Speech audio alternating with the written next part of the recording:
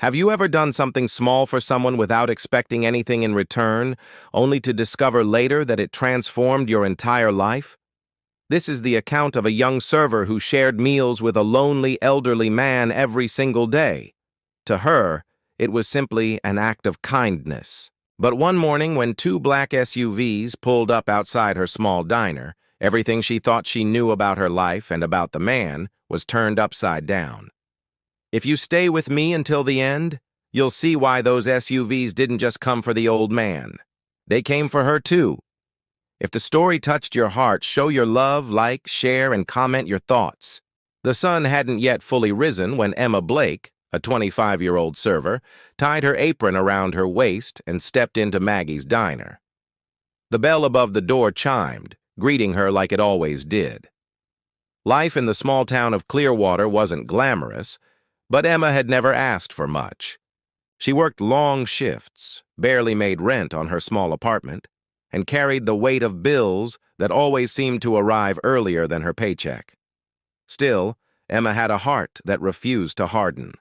She smiled at strangers. She refilled coffee cups without being asked, and she never once ignored the quiet old man who sat in the corner booth by the window. His name was Walter, though he never said much about himself. His gray hair was unkempt, his clothes often wrinkled, and his hands shook slightly as he lifted the coffee mug. Most people overlooked him, assuming he had no money. Maybe they were right.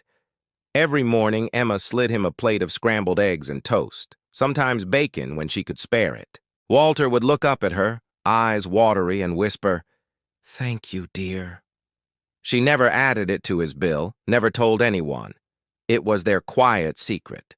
Her manager, Clara, warned her once. "Emma, you can't just be giving away food. This place barely makes enough to stay open." But Emma shrugged it off. "Clara, it's a plate of eggs. He looks like he hasn't got anyone left in this world." And so the ritual continued. Day after day, Emma fed Walter. Day after day, he returned. Always in the same booth, always with the same small nod of gratitude. But life wasn't kind to Emma either.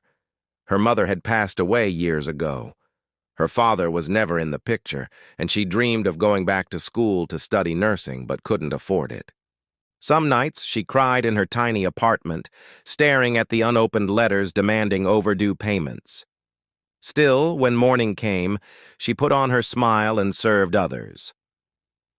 One rainy afternoon, as Emma slid Walter his meal, she noticed his hands trembling worse than usual. "Are you all right, Walter?" she asked softly. He smiled faintly. "Just old bones, dear. Don't you worry about me. You're too young to carry other people's burdens." But Emma did worry. She worried about everyone except herself. Weeks passed. Rumors spread around town that Maggie's diner might close down. Business was slow, and Clara confessed one evening while balancing the books. "If something doesn't change, Emma, we'll have to shut the doors by Christmas." Emma's heart sank. The diner wasn't just a job. It was home. It was where she had built her small family of regulars, truckers, school teachers, tired mothers who needed a moment of peace. And it was where Walter found his one warm meal a day. That night, Emma stayed late to clean, even though she wasn't asked to. Walter had already left, walking slowly into the misty evening, his shoulders hunched against the wind. She whispered to herself, "I'll figure something out. I always do." But the truth was, she had no plan. It was a cold Wednesday morning when it happened. Emma was wiping down the counter when she heard the deep rumble of engines outside. Two sleek black SUVs rolled up and parked right in front of the diner.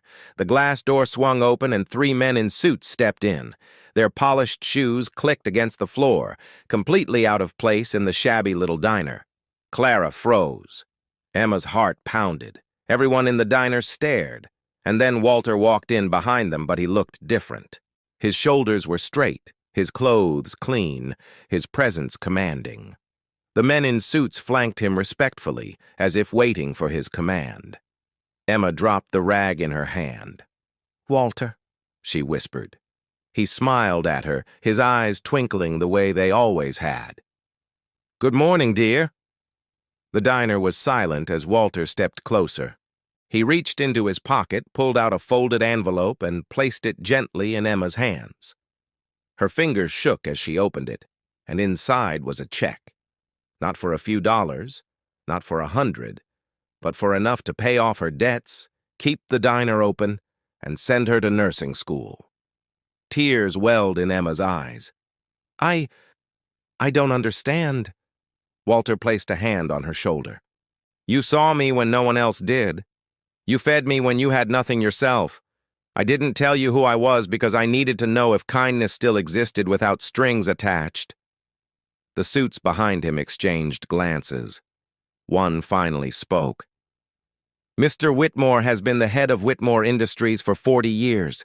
He chose to step away for a time to see the world differently." Emma gasped. Walter wasn't just an old man. He was a billionaire. The diner erupted in murmurs. Clara's jaw nearly hit the floor. But Emma could only stare at Walter. "Mr. Whitmore?" she said through her tears. "Why me?" she asked softly. Walter's smile grew warm. "Because the world needs more nurses like you, Emma. And because kindness deserves to be rewarded." That morning, everything changed.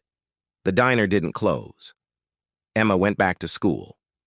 And Walter, he still sat in the same booth by the window every morning, drinking his coffee.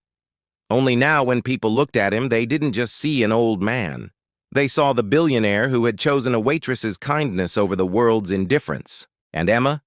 She realized that sometimes the smallest plate of eggs can open the door to the life you were always meant to live. Kindness done in secret never goes unnoticed. Life has a way of returning it to you.